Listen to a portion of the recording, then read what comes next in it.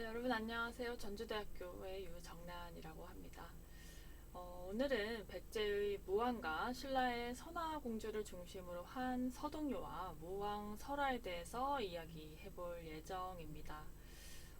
그래서 이 강의의 주제를 선화공주는 왜 서동에게 시집 보내졌나로 잡아봤습니다. 이 설화는 단순한 선화와 서동의 로맨스가 아니라요. 그 속에 다양한 정치적인 상징성 그리고 갈등을 담고 있는 중요한 자료입니다. 그 당시에 백제와 신라 사이에 어떻게 혼인이 이루어졌는지 그리고 그 설화 속의 인물들은 어떤 의미를 지니는지 탐구하면서 이 서동요가 단순한 설화를 넘어서는 우리한테 역사적인 맥락을 알려주는 자료임을 이해해 보도록 하겠습니다. 먼저 이 서동설화를 이해해 보고요. 서동요를 통해서 당시 이 백제와 신라의 혼인이 어떻게 왜 이루어졌는가에 대한 이야기를 해 보도록 하겠습니다. 네, 서동요와 무왕설화의 개요부터 살펴보도록 하겠습니다. 서동요는 13세기에 편찬된 삼국유사에 기록이 되어 있는 사구체 향가입니다. 사구체 향가는 팔구체나 십구체 향가에 비해서는 좀 미녀적인 성격이 짙어요. 서동요, 요라는 이름을 가지고 있죠. 향가 중에 다른 작품은 제망매가, 찬기파란가 혹은 또 뭐가 있죠? 모죽지란가 다 가라는 이름을 가지고 있는데 이 가는 흔히 개인이 창작한 작품을 가라고 이름 붙이는 경우가 많습니다. 반면에 서동요는요, 서동이라는 사람이 불렀다라고는 하지만 사실은 서동이 지어서 아이들로 하여금 시켜서 유포된 노래이죠. 그래서 아이들이 부르면서 신라에서 돌아다녔기 때문에 그런 특징을 명시하기 위해서 서동요라는 이름을 붙인 것 같습니다. 노래의 특성이 개인 창작인 가보다는 민요, 동요에 더 가깝다라는 것이죠. 그것이 이 사구체라는 형식에서도 드러나는 것이고요. 한편으로는 이 서동요가 주술요, 주술적인 성격을 지니고 있다라고도 이야기가 됩니다. 주술이라는 것은 인간이 해결할 수 없는 일을 초자연적인 힘에 기대어서 어떤 기원하거나 이루려고 하는 것이죠.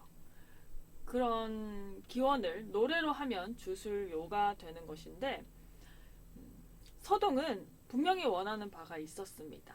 그거는 아주 미인이라고 소문이 난 선화공주를 본인의 아내로 맞아들이려고 했던 것이죠.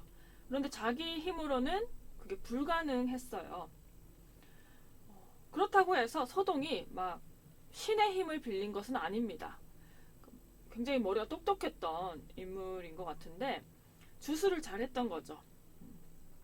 앞으로 이런 일이 일어날 것이다 라는 차원에서 주술을 썼던 거예요. 아직 이루어지지 않은 일을 이루어지도록 했다라는 측면에서는 요 서동요가 참여의 성격을 지니기도 합니다. 참은 한자로 예언하다라는 의미를 지니고 있는데요. 그러니까 쉽게 말하면 앞으로 일어날 일을 미리 보여주는 것을 참이라고 합니다. 그걸 그림으로 보여주면 도참이 되고요. 말로 하면 말로 그 예언을 하는 것은 참설이라고 하죠. 근데 그걸 노래로 하면 요참 혹은 참요가 되는데 이 서동요 같은 경우에도 아직은 서동이 선화공주와 만나거나 또는 혼인을 하거나 그런 관계를 맺은 상황은 아닌데 앞으로는 그렇게 될 것이다. 그렇게 된다 하는 이야기를 했기 때문에 미래에 일어날 일을 현재의 시점에서 이야기를 했기 때문에 주술적 성격과 동시에 참여적 성격도 지니고 있다라고 이야기가 되는 거죠.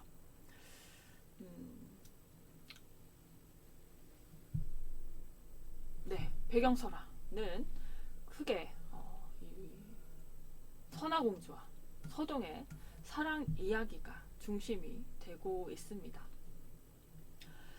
이 서동은 이따가 또 이야기가 나오겠지만 백제의 무왕이라는 것으로 잘 알려져 있죠. 그러니까 서동이 나중에는 선화공주에 의해서 선화공주와 결혼한 뒤에 무왕으로 즉위한 인물로 이 설화에는 나타나는데요. 원래는 이 마똥이라는 이름으로 불리던 가난한 청년이었습니다.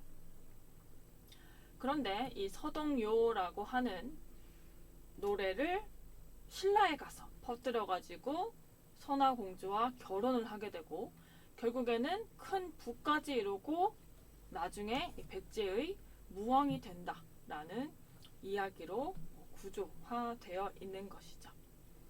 뿐만 아니라 이 선화공주의 그런 요청으로 익산에 미륵사까지 창건하는 역사적 사건도 요 서동요와 무왕설화에 함께 녹아 들어가 있습니다.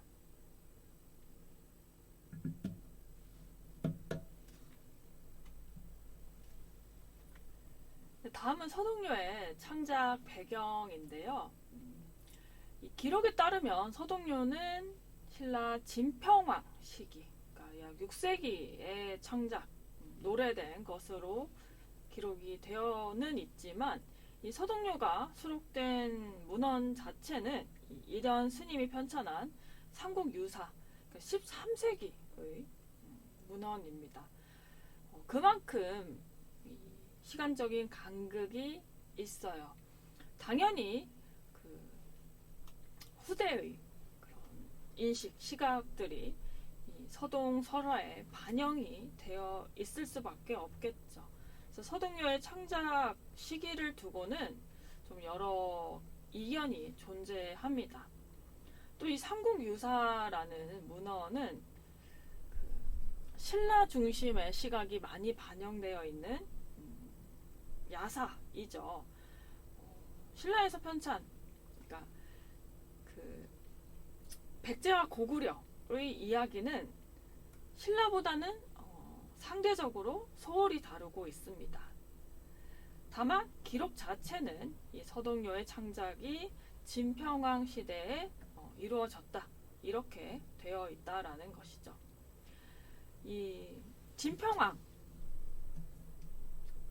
시기와 맞물리는 이 백제의 왕은 위덕왕, 법왕, 무왕 요 정도인데요. 설화에서는 명확하게 무왕이라고 이야기를 하고 있기 때문에 진평왕과 무왕의 이야기라고 이야기는 할 수 있는 거죠. 다만 역사적인 맥락을 고려하면요, 진평왕과 무왕은 굉장히 사이가 좋지 않았습니다. 당시에는 여기 정치적 관계가 뭐 복잡하게 얽혀 있다라고 설명은 되어 있는데, 단순히 복잡했을 뿐만 아니라 뭐 수차례나 뭐 2년에 한 번꼴로 전쟁을 벌였을 만큼 이때는 백제와 신라의 사이가 굉장히 좋지 않았어요. 대립이 아주 치열했던 때였죠. 때문에 이 백제와 신라의 혼인, 그러니까 신라의 공주가 백제의 남자와 결혼을 한다, 이런 내용의 노래 그리고 설화가 정말 진평왕 때에 만들어진 것인가에 대해서는 회의적일 수밖에 없는 것이죠. 그래서 삼국유사 편찬된 고려시대의 시각, 또 아무래도 삼국을 통일한 신라의 시각이 삼국유사에 많이 반영될 수밖에 없었고, 그런 시각을 고려해서 서동유와 서동설화를 이해를 해야 된다라는 이야기가 되는 것이죠.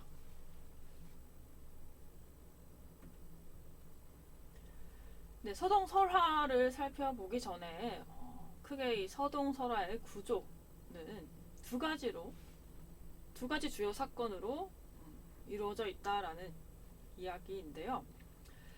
먼저 이 서동은 자기가 보지도 않은 선화 공주가 자기와 이미 사랑을 나눈 사이다 하는 그런 아주 지금으로 치면 음해죠, 음해. 그런 내용의 동요를 퍼뜨려서 공주가 그 궁으로부터 쫓겨나게끔 만듭니다. 그리고 귀향길에서 이 서동이 선화를 만나게 되고 같이 결혼을 해서 백제로 가게 되죠.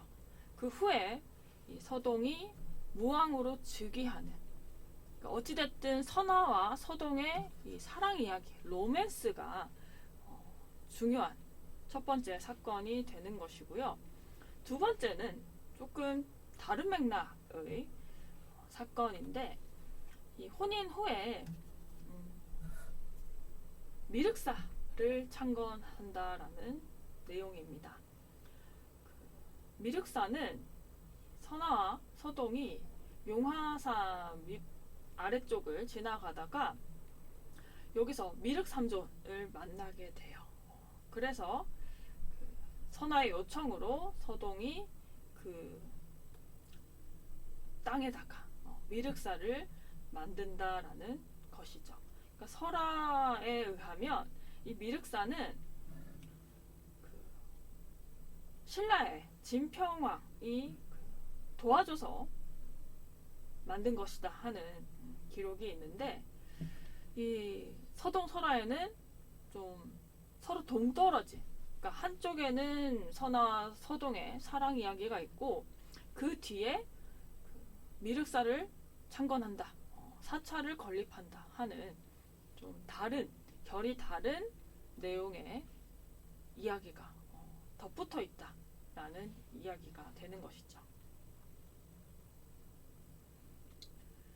네, 이제 그래서 서동 설화를 좀 구체적으로 살펴보도록 하겠습니다.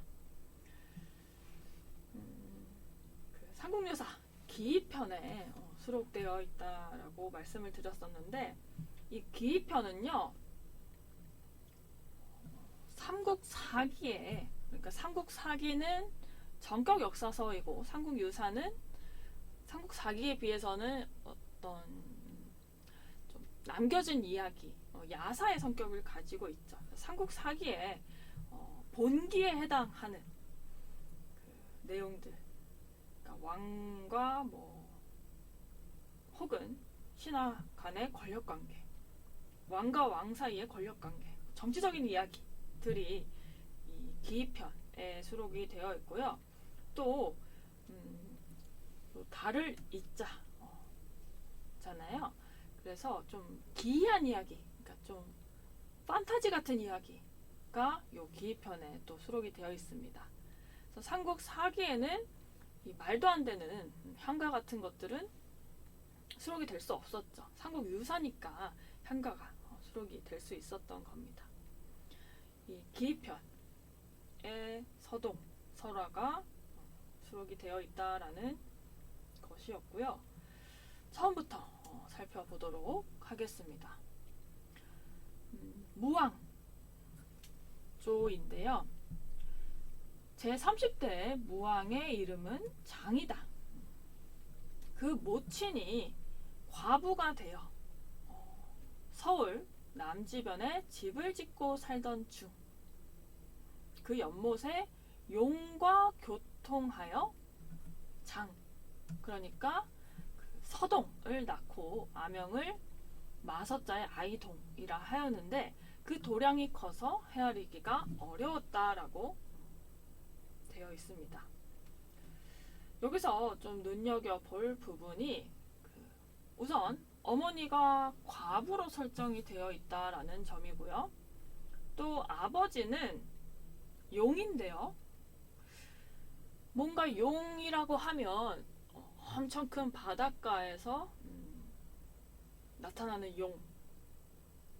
그래야지만 우리가 뭔가 대단하다, 신비하다 이렇게 흔히 생각을 하는데 연못의 용이라고 했습니다. 강도 아니라 수룡이나 해룡도 아니라 연못의 용이 되면 지룡이 되죠. 그러니까 우리가 뭐 지렁이를 막 좀 지룡이라고도 유의적으로 이야기를 하는데 뭐 이 서동이 큰 강에 사는 용의 아들이다. 아니면 뭐 거대한 바다에 사는 용의 아들이다. 이러면 정말 신화적인 이야기 이렇게 될 텐데 지룡의 아들이다 하면 조금 서동이 작아지죠. 사이즈도 조금 작아 보이고 그런 점에서 이 서동이 약간 열화된 의미를 앞부분부터 갖고 있게 되는 것이죠. 이어서 보면요. 항상 말을 쾌어 팔아 생활하였으므로 국인이 이에 의하여 이름을 지었다. 이 마, 지금 이 마에 대해서도 말이 많은데 참마라고 몸에 좋은 참마라고 해석을 할 수도 있고요. 아니면 이 오른쪽에 있는 사진처럼 이 마는 돼지 감자, 당뇨에 좋은 돼지 감자라고 해석을 하는 경우도 있습니다. 어찌됐든 말을 쾌어 팔아 이 서동이 생활을 했기 때문에 나라 사람들은 이 서동을 맛동, 우리말로는 맛동이 되겠죠. 맛동이라고 불렀다라는 이야기가 되죠. 그리고 바로 그때 신라 진평왕의 셋째 공주, 그러니까 셋째 딸이 되는 거죠. 셋째 딸 선화가 아름답기 짝이 없다라는 말을 듣고 머리를 깎고, 갑자기 머리를 왜 깎았을까요? 머리를 깎고 신라 서울로 가서, 경주로 가서 말을 가지고 동네 아이들을 먹이니 아이들이 친해서 따르게 되었다. 일단 잘 먹였던 거죠. 아이들과 친해지기 위해서. 그래서 이 맛동이 머리가 굉장히 좋은 사람이라고 이야기를 한 것입니다. 일단 머리를 깎고 갔다라는 이야기가 있었죠.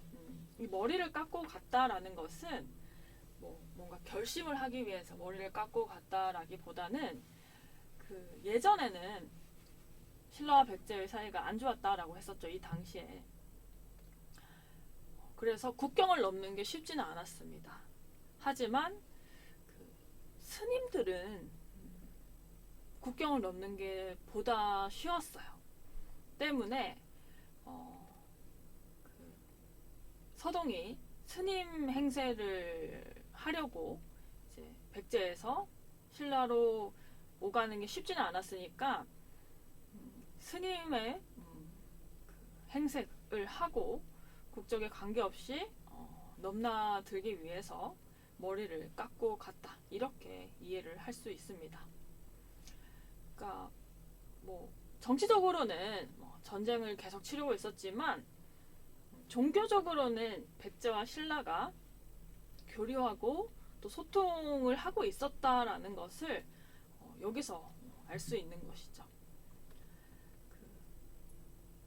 국립중앙박물관에 있는 방가사유상도 백제가 만든 건지 신라가 만든 건지 알 수 없을 정도로 그만큼 이 당시에는 백제의 종교, 신라의 종교가 활발하게 소통을 하고 있었다라는 이야기가 됩니다.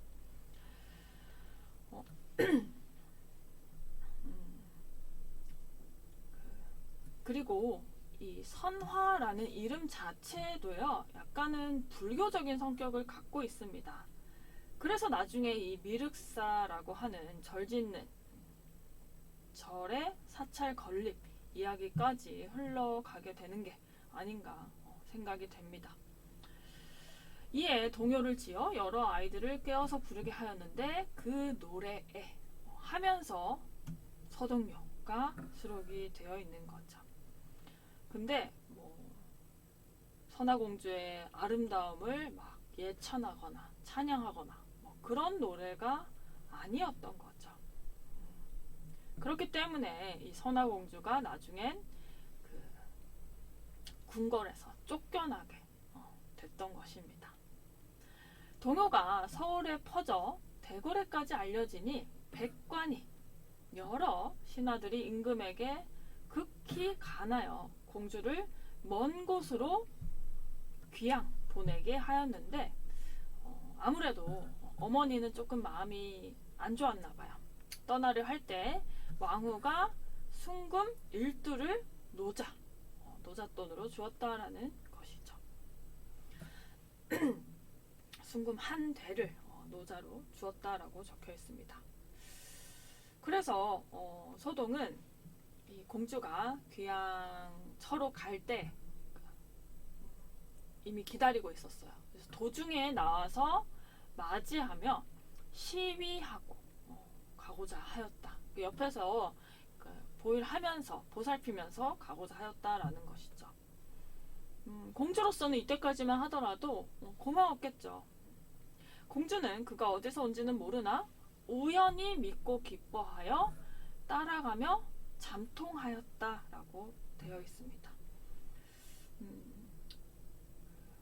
굉장히 순수한 인물로 이 선화공주가 그려져 있죠. 잠통, 몰래 남녀가 관계를 맺는 것을 잠통이라고 이야기를 합니다. 그리고 그 후에야 이 남자가 서동이라는 것을 알았어요. 그리고 그 동요의 내용이 맞은 것을 알았다라고 합니다. 이쯤 되면 선화공주가 순수한 게 아니라 좀 바보인가? 싶기도 하죠.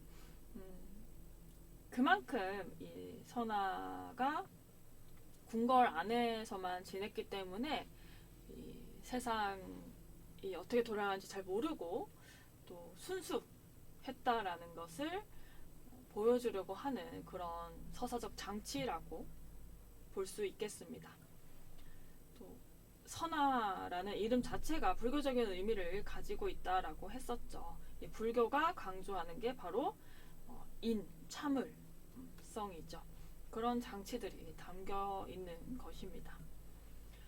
여기까지만 보면 서동이 이제 이 사랑의 주체가 되는 것이죠. 이야기를 쭉 이끌어가는 주체가 되고요. 선화공주는 그냥 아무것도 모르고 따라가는 사람입니다. 그런데 뒤로 가면은요, 갑자기 선화공주가 서동을 이끌어요. 서동은 반대로 다시 세상 물정을 모르는 바보가 되죠. 앞에서는 일부러 머리를 깎고 국경을 넘을 정도로 좀 지략적인 사람이었다가 뒤로 가면 금이 뭔지도 모르는 사람으로 그려진다라는 것입니다.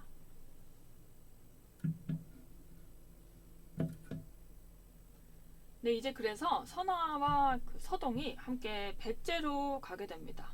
그리고 이 선화가 이제 금을 내놓고 같이 생계를 꾸려 나갑시다 라고 했더니 그 막 서동이 선화의 금을 비웃으면서 그게 대체 뭐냐, 그런 거 내가 그 막 해서 팔던 곳에 가면 흙처럼 쌓여있다, 돌처럼 쌓여있다도 아니라 흙처럼 쌓여있다 라고 이야기를 하게 되는 거죠. 아주 천연덕스럽게 비웃으면서 이야기를 한 겁니다. 그래서 공주가 듣고 대경해서 이르되, 크게 놀래가지고 이야기를 하기를 그것은 천하에 지극한 보물이니 그 소재를 알거든 그게 어디 있는 것인지 알거든 부모님 궁전에 보내는 것이 어떠하겠습니까? 라고 이야기를 합니다. 이게 좀 이상하죠. 그냥 우리 둘이 이거 가지고 잘 삽시다. 이것도 아니라 우리 집에 친정집에 보내자라는 이야기를 아무렇지도 않게 하고 있습니다. 이 선화공주가. 이 금은 백제의 재산이죠. 그런데 말하자면 적국으로 유출을 하자라는 이야기를 이 선화공주가 아무렇지도 않게 하고 있는 거죠. 그런데 이 서동은 또 감히 어떻게 그럴 수 있겠습니까?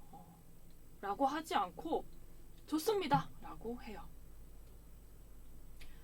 그래서 금을 모아서 구름과 같이 쌓아놓고 산처럼 쌓아놓고 용화산 사자사의 지명법사에게 가서 이 금을 백제에서 신라로 어떻게 옮길 수 있을지 그 수송 방책을 물었다라고 합니다. 용화산의 사자사는 당연히 요 백제에 있던 절인데요. 지명법사라고 하는 요 사람은요, 또 그 신라에서 백제로 와 있었던 스님이라고 해요. 잘 확언을 할 수는 없지만 이 지명법사가 그러니까 일종의 스파이가 아니었겠는가 이야기를 할 수도 있고요. 아니면 아까 이야기를 했듯이 종교적으로 계속 소통하고 있었다라는 것을 보여주는 그런 맥락일 수도 있겠습니다. 그랬더니 이 지명법사가 내가 실력으로 신통력으로 보내겠다 해서 이 지명법사가 하룻밤에 이 신라 땅에다가 신라 궁중에다가 이 금을 산처럼 쌓여있던 금을 보내준 거죠. 그리고 진평왕이 그 금을 받고 얼마나 좋았겠어요. 엄청 좋았겠죠. 예나 지금이나 이 선물로 통하는 그런 사회였던 것 같습니다. 아버지로서는 쫓겨난 공주가 좀 가난한 청년인 서동이랑 백제 땅으로 갔다더라 해서 좀 마음이 안 좋았을 텐데 엄청난 금을 사위 덕에 얻게 되었으니까 서동으로서는 처갓집의 체면이 좀 설만한 그런 행동이었고 진평왕으로서는 딸에 대한 걱정도 내려놓고 또 그 서동도 마음에 꼭 드는 그런 이야기라고 할 수 있는 거죠. 그리고 이 서동이 인심을 얻게 되어서 왕위에 올랐다라고 합니다. 이것도 조금 웃기죠. 진평왕한테 금을 보냈는데 서동이 백제의 왕이 된 거죠. 그러니까 백제의 왕이 되기 위해서 처갓집에다가 돈을 쓴 겁니다. 그리고 신라 땅에서 인심을 얻어서 백제에서 왕이 된 것이죠. 신라의 왕도 아니라 그렇죠. 그래서 아무래도 이 표현이 이렇게 나온 것은 진평왕 당대라고는 볼 수 없고 백제가 이미 신라의 속국이 된 후대에 이렇게 이야기가 더 입혀진 것으로 생각이 됩니다. 백제왕이 되려면 백제 땅에서 난 황금을 백제민들한테 베풀어서 그러면 백제왕이 될 수도 있겠죠. 그런데 신라한테 베풀어서 백제의 왕이 된다? 이런 거는 백제가 이미 신라의 속국이었어야 가능한 구조가 되는 거죠. 그 다음 나오는 말이 조금 애매한데요. 언제인지는 명확하게 나와 있지 않고 하루는 이라고 하죠. 하루는 왕이 부인과 함께 선화공주와 함께라고 되어 있지 않습니다. 부인과 함께라고 되어 있어요. 또 뭐 왕비라는 표현을 쓰지도 않았습니다. 왕후라는 표현도 없죠. 그냥 왕이 부인과 함께 사자사에 가다가 용화산 아래 큰 연못가에 이르자 이때 연못가에서 미륵삼존이 나타났다. 이렇게 되어 있습니다. 왜 왕비가 아닐까? 삼국시대에는 왕비라는 표현이 없고 그냥 부인이라고 부르는 경우가 꽤 있었다고 합니다. 그래서 이 부인이라는 그 표현 자체가 이상한 것은 아닌데 이때부터는 선화공주라는 이름이 등장하지가 않아요. 앞에서는 선화와 서동의 사랑 이야기였는데 요 뒤에 부분부터는 선화가 사라지게 되는 거죠. 그냥 부인이라는 말만 나오게 됩니다. 그리고 여기서부터가 이제 미륵사와 관련된 설화인데요. 그래서 이 미륵사 창건 이야기는 나중에 덧 입혀진 것이 아닐까 그런 관점이 있는 것이죠. 미륵삼존이 나타났다. 아마 뭐 연못가에서 큰 바위 덩어리가 3개 막 솟아났던 그런 모습이 아니었을까 싶습니다. 그래서 이 부인이 이 터에다가 큰 절을 좀 지어줬으면 좋겠다 라고 했더니 이 무왕이 또 지명법사를 찾아가죠. 이쯤 되면 그 지명법사는 아예 백제 땅에 눌러 사는 사람이 아니었을까 싶기도 해요. 지명법사한테 부탁을 해서 이제 하룻밤에 또 산을 무너뜨리고 이 연못을 메워가지고 여기에다가 미륵사를 지었다라는 것이죠.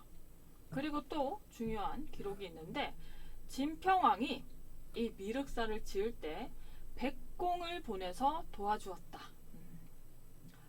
백공, 100명의 기술자, 꼭 100명이 아니더라도 여러 명의 기술자를 보내서 미륵사, 그러니까 우리 사이가 미륵사를 짓는다고 하니까 기술자를 보내서 도와주었다라는 것이죠. 지금까지 그 절이 있다라고 합니다.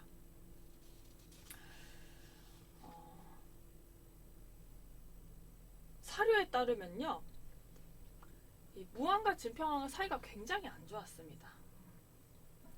전쟁을 9번, 10번 정도나 치렀다라고 해요.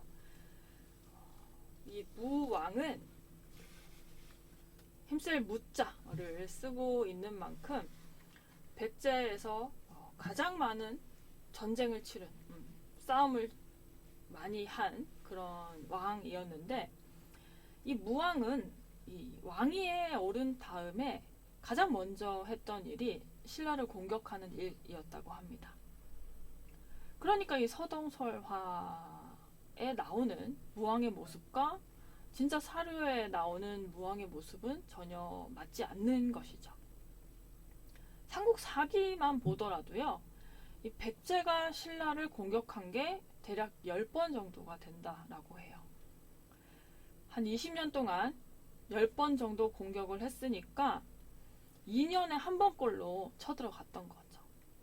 반대로 신라가 백제를 먼저 공격한 것은 한 2-3번밖에 없다라고 합니다. 그러니까 백제가 신라를 공격한 게 무왕 이전에는 거의 없다가 무왕이 등극한 뒤로 갑자기 많아졌다라는 거죠. 아마 이 무왕이 자기의 어떤 정치적인 역량 같은 것을 크게 보여주려고 이 신라를 계속해서 쳤던 것이 아닌가 싶어요. 그래서 이 백제 문화의 전성기를 이룬 임금이 바로 무왕이다. 이렇게 이야기가 되죠. 또 신라한테 옛날에 뺏겼던 그 영토도 이 전쟁을 통해서 회복을 어느 정도는 하려고 노력을 했고, 그만큼 적극적인 군사 정책을 전개했던 사람이 바로 무왕이었습니다. 하지만 이 서동설화에서 나오는 무왕의 모습과 사료에 나오는 무왕의 모습은 맞닿지 않는 것이죠.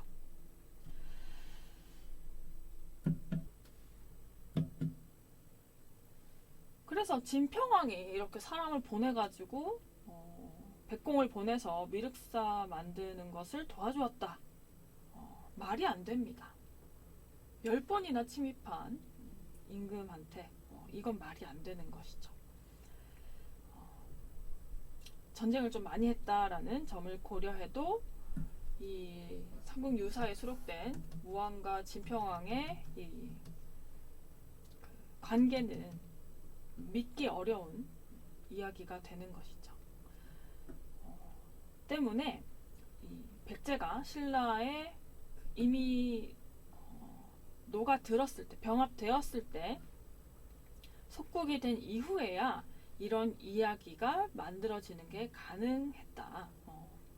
그래, 우리 뭐 어차피 같은 나라니까 저쪽 땅에서 절 지으면 도와줄 수 있지.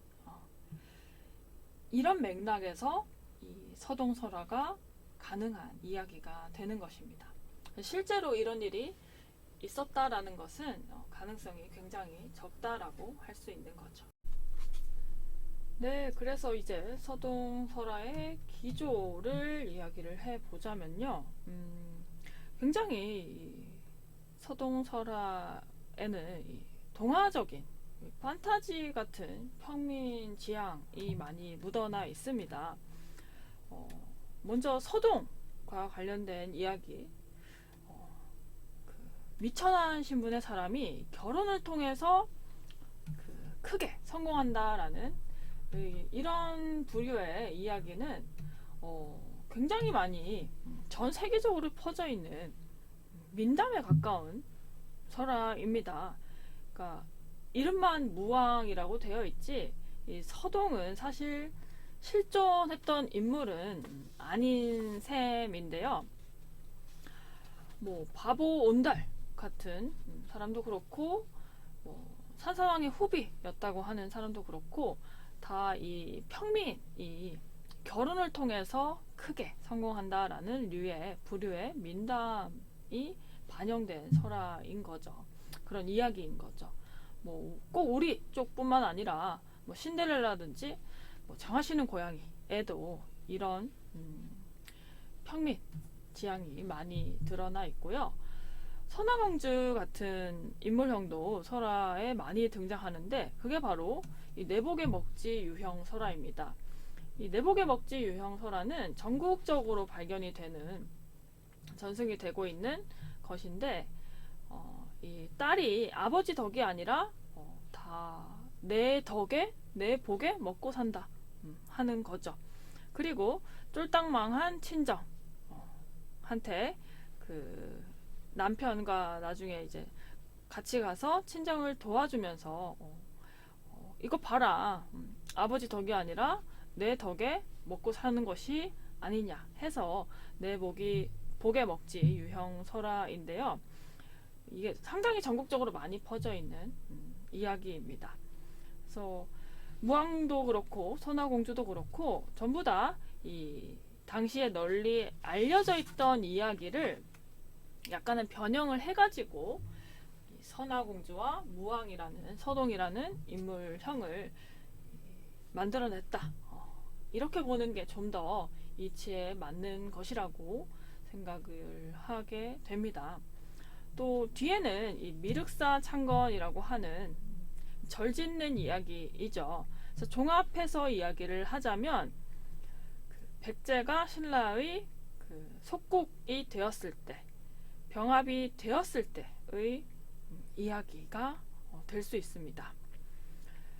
무왕은 신라를 9번, 10번 정도 계속 침략한 왕이었고, 신라는 이 무왕을 좋게 볼 수가 없었습니다. 그런데 굉장히 역설적이게도 이 무왕에 의해서 삼국 통일이 이루어졌다라고도 볼 수 있어요. 신라한테는 이 백제 무왕이 눈의 가시였기 때문에 역설적으로는 삼국 통일이 된 것이다 라는 이야기죠. 그래서 백제 무왕은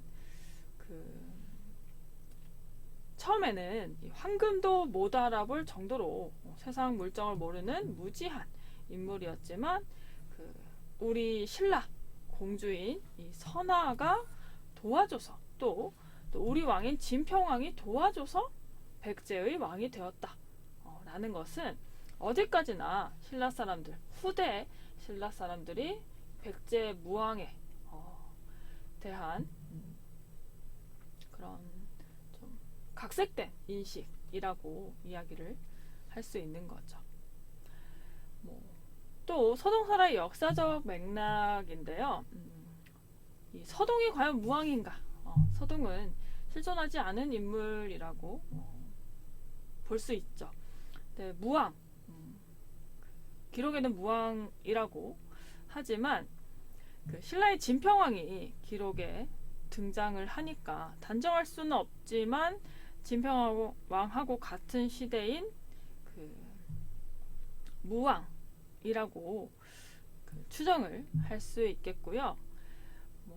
이 무왕이 기록에 제대로 등장을 하지 않기 때문에 삼국 유사에 그래서 무강왕 아니면 무광왕, 문영왕 굉장히 다양한 학설이 있었는데 제가 보기엔 이것보다는 서동이 무왕이냐 아니냐 여기에 집중하는 것보다는 오히려 이 선화공주라는 요 인물이 왜 서동설화에 등장하는가 이거를 따져보는 게 생각해보는 게 더 서동설화의 전승 맥락에 부합하는 일이다라는 것입니다.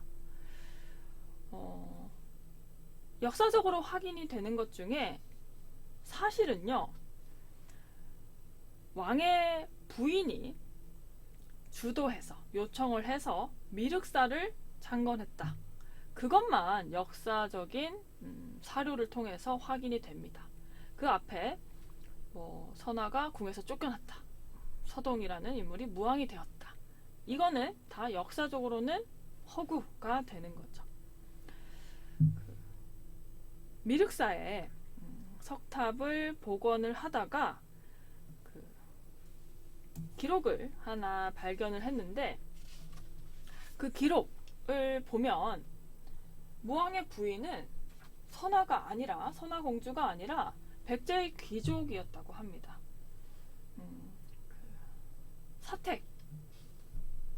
사택이라고 하는 성을 가지고 있는 이 사택 씨의 딸이 이 무왕의 부인이었다라는 기록이 석탑에서 발견이 된 것이죠. 그래서 이 신라의 도움을 받아서 신라 진평왕의 셋째 딸인 선아공주의 요청으로 미륵사가 지어졌다라는 것은 사실은 말이 안 되는 것이고요. 다 가공의 이야기라고 할 수 있겠고요. 이 가공의 이야기가 말하는 바가 무엇인가? 가공의 인물인 선아공주가 우리한테 전해주려고 하는 것은 무엇인가? 여기에 집중을 해서 보면요. 백제의 왕이 되려면 신라의 도움을 받아야 된다. 또 백제에서 미륵사라고 하는 아주 큰 절을 지으려면 신라 백공의 도움을 받아야 한다. 이건 사실 백제 사람들의 인식, 생각이라기보다는 신라 사람들의 생각에 더 가깝죠. 그런 메시지가 설화, 서동요, 그리고 미륵사 창건 설화까지 반복적으로 등장합니다. 그리고 선아공주 덕분에 서동이 왕이 되었다. 이것도 마찬가지죠. 진평왕을 실제로는 계속해서 괴롭혔던 백제의 무왕이 신라의 진평왕의 신임을 얻어서 백제의 왕이 되고 또 신라 왕이 도움을 주어서 미륵사를 짓는다. 굉장히 신라에 의존하는 사람으로 이 서동설화는 무왕을 그리고 있는 거죠. 그래서 실제 무왕의 모습과는 굉장히 거리가 있기 때문에 백제가 있었던 시기에 이 서동설화, 서동료가 지어졌을까? 그걸 근본적으로 한번 되짚어볼 필요가 있다. 후대 신라 사람들의 어떤 마음이 선화공주라는 허구, 가공의 인물을 만들어낸 것은 아닐까 하는 것이죠. 미륵사를 결국 신라의 공주가 지었다라고 신라 공주의 요청으로 인해서 지었다라고 설화에서는 이야기를 하고 있지만 역사적으로 보면 이 사택 적덕의 딸이 이 미륵사를 지었다라고 합니다. 그러니까 친정의 사제를 털어가지고 미륵사가 건립이 된 것이죠. 근데 그러니까 백제의 돈으로 백제의 힘으로 미륵사가 만들어졌던 것인데 신라 공주가 지었다 이렇게 변형해서 이야기를 함으로써 그 후대 신라인들이 믿고 싶은 대로 설화를 만들어낸 것이 아닌가 이렇게 볼 수가 있는 것이죠. 그래서 정리를 하자면 이 서동료의 배경과 역사적 맥락은요, 백제와 신라의 아주 복잡한 정치적 관계가 후대의 관계, 후대까지 미치는 관계가 요 서동설화에 개입이 되어 있다 이렇게 이야기를 할 수 있겠고요. 실제 무왕의 역사적 배경은 서동설화와는 무관하다라고 정리를 할 수 있는 것이죠. 그래서 이야기를 했다시피 백제의 무왕은 오히려 호전적 침략자보다는 신라의 사위에 더 가까웠다. 신라 진평왕의 사위에 더 가까웠다라고 이야기를 할 수 있는 것입니다.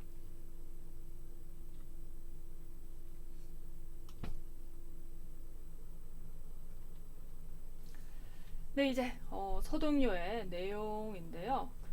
우리가 서동설화 안에 삽입이 되어 있었던 서동료는 보지 않고 넘어왔는데 워낙 널리 알려져 있는 노래이기 때문에 살펴보자면 원문에는 사실 요 세 줄로 되어 있는데 이렇게 사구체 한가로 띄어서 보는 게 일반적이고요. 양주동의 해독을 따라서 살펴보자면 선화공주님은 남그지 얼어두고 맞둥방을 밤에 몰 안고 간다.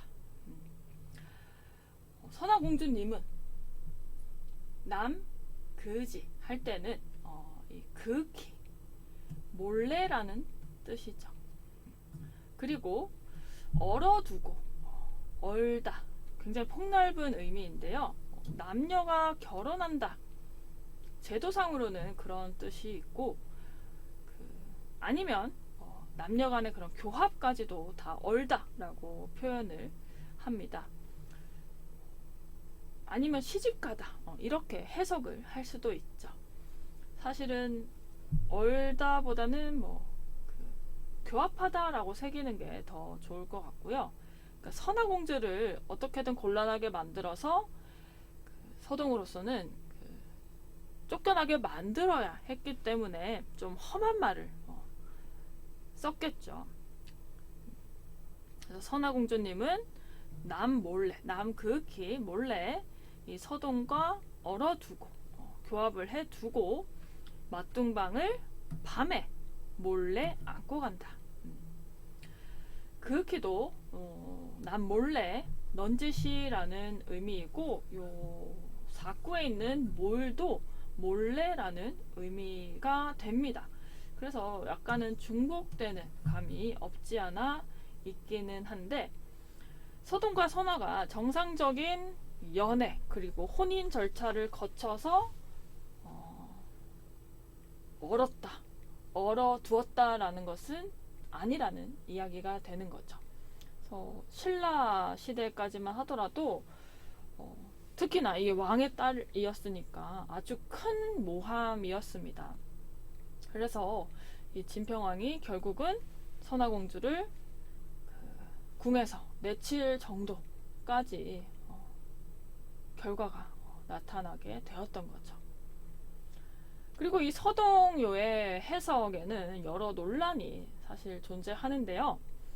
선화공주님은 할 때 이 공주라는 표현이 적어도 진평왕 시기에는 없었다라는 겁니다.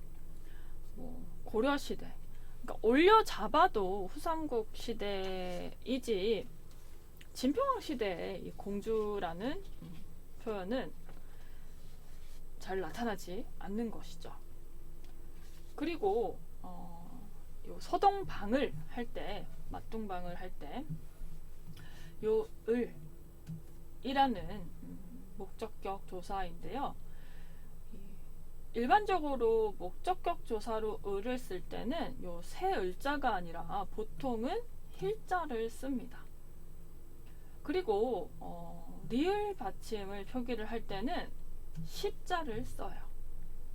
이런 해독 향찰만 보더라도 이 진평왕 때의 작품이 아닌 게 되는 거죠.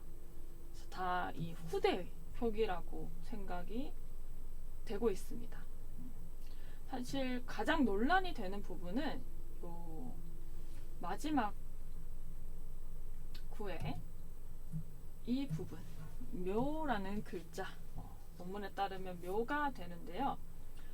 사실 원문에는 그 왼쪽 오른쪽 이렇게 합쳐져 있는 아주 희한한 방식의 기록으로 되어 있습니다. 근데 여기 점이 생략되어 있다라고 본다면 이걸 합치면 알란자가 될 수도 있어요. 그래서 밤에 몰래 안고 간다. 뭘 안고 가다가 아니라 밤에 알을 안고 간다. 이렇게 해석이 될 수도 있다라는 거죠. 알을 안고 간다? 당연히 새알 같은 알은 아닙니다. 남성의 음랑을 뜻하는 알이 되는 거죠. 근데 이렇게 보면 당연히 선화공주는 더더욱이나 궁에서 쫓겨날 만한 행위를 한 것이죠.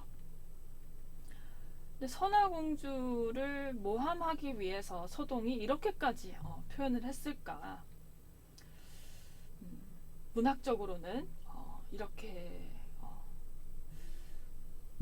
저는 보고 싶지는 않은데 이렇게 보는 해석도 논자들도 있다라는 것입니다. 근데 또 어떻게 보면 밤에 몰래 안고 간다? 이 정도로 쫓겨났을까? 연애라는 게 신라 시대에도 어느 정도는 있었기 때문에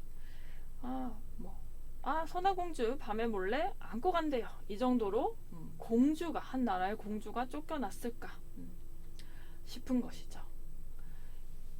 그래서 양주동 박사님의 해독이 좀 더 문학적으로는 어울리는데 문맥에 비추어 봐서는 극이 몰이 좀 중복되기도 하고 문맥을 고려하면 요 알란자로 보는 것이 좀 더 자연스럽지만은 여러분들이 어떤 의견을 받아들이든지는 자유라고 할 수 있겠습니다.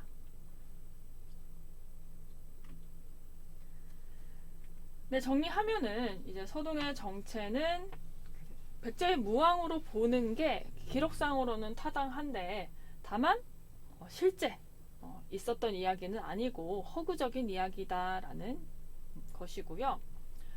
이제 이 허구가 이 시기에 왜 필요했나 하는 이야기를 해보도록 하겠습니다. 백제와 신라는 치열한 전투를 통해서 병합이 된, 병합이라기보다는 강제로 통합이 된 관계였지만 그 설화에서는 그냥 서로 금도 주고 절도 지어주고 하는, 그러니까 좀 서로 도와주는 사돈으로 묘사가 되어 있죠. 그래서 좀 평화롭게 이야기를 하면 그 예전의 갈등을 좀 시선해 보자 하는 그런 시각이 요 설화에 반영이 되어 있는 것이 아닌가 싶습니다. 어차피 어찌 되었든 그 신라의 백제가 이제 병합이 되었으니까, 통합이 되었으니까 이제부터는 우리가 한 나라가 되어서 하나의 민족으로서 같이 평화롭게 살아가자 하는 그런 맥락에서 이 신라인들이 서동설화, 무왕설화를 만들어낸 것이 아닌가 싶습니다. 옛날에 그런 전쟁, 갈등, 유혈 사태 이런 것 좀 잊어버리자, 화해의 모습을 보여준다라고 할 수 있는 거죠. 또 이 서동요는 그 가난한 청년이 왕이 되는 이야기였습니다. 그래서 백제의 민중들이 꿈꾸던 어떤 그 신분 상승, 그러니까 신라 사회에 좀 잘 녹아드는 그런 열망도 여기에 담겨 있다라고 할 수 있겠고요. 또 정치적인 메시지의 차원에서 보자면 서동요와 그 선화공주 이야기, 설화는 가공된 이야기, 가공된 인물이기는 하지만 전혀 뭐 가치가 없는 허구적인 그런 건 아니죠. 오히려 이 당시에 이런 메시지가 왜 만들어졌는가의 차원에서 다가가 보면 백제와 신라의 그런 평화가, 화합이, 긴장 완화가 그만큼 절박한 과제였다라는 것을 요 서동요가 보여준다라고 하는 것이죠. 그런 점에서 우리가 서동요는 다 가짜야, 선화공주는 없었어, 서동이 무왕이 될 수 없어, 다 거짓말이야, 이렇게 보아서는 안 되겠고, 이건 가치가 없다 이렇게 생각해서도 안 된다라는 것이죠. 오히려 그런 생각보다는 이런 허구가 이 당시에 왜 필요했을까 생각을 해볼 필요가 있습니다. 그게 바로 이 서동요의 현대적 의미인데요. 예전에 피로 물든 그런 사이를 좀 잘 극복하고 신라와 백제가 화합을 하는 게 한 나라에 녹아든다라는 게 상당히 중요한 문제거리였다라는 것을 요 서동요가 우리한테 던져준다라는 이야기가 되는 거죠. 그런 점에서 실제로는 없었다 할지라도 갈등 해결과 화합, 또 상생의 측면에서는 우리 사회에도 던져주는 깨달음이 있는 것입니다. 뭐 동과 서의 그런 화합, 상생, 이거는 너무 좀 거시적인 시각 같고요. 그러니까 사람과 사람, 인간관계에도 이런 게 필요하죠. 그러니까 옛날에 안 좋았던 과거는 있고 앞으로는 화해하는 태도로, 연합하는 태도로 나아갈 필요가 있다. 그런 정도로 서동요의 현대적 의미를 생각해 볼 수가 있는 것입니다. 그래서 소중한 문화, 유산일 뿐만 아니라 앞으로 더 나은 사회를 위한 노래로 이 서동요의 가치를 해석해 볼 수 있는 것이죠. 네, 이 점을 말씀드리면서 이번 시간을 마치도록 하겠습니다.